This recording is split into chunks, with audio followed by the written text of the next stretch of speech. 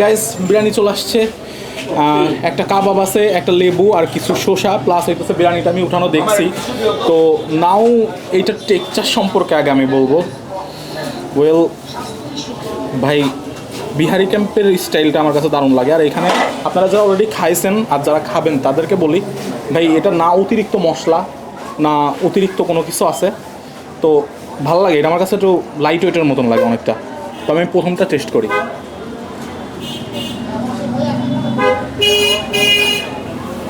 বাংলাদেশে সকল যত বিরিয়ানি আছে, নাম বললে চাকরি থাকবে না অনেকগুলা, তো ওইগুলো থেকে তো ডেফিনেটলি ভালো। আর 140 টাকা প্রাইস অনুযায়ী এর থেকে ভালো বিরিয়ানি আমার মনে হয় না খাওয়া কোথাও পসিবল।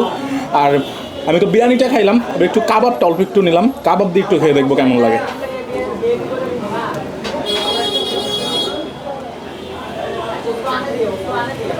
ভাই আপনারা যদি এখানে আসেন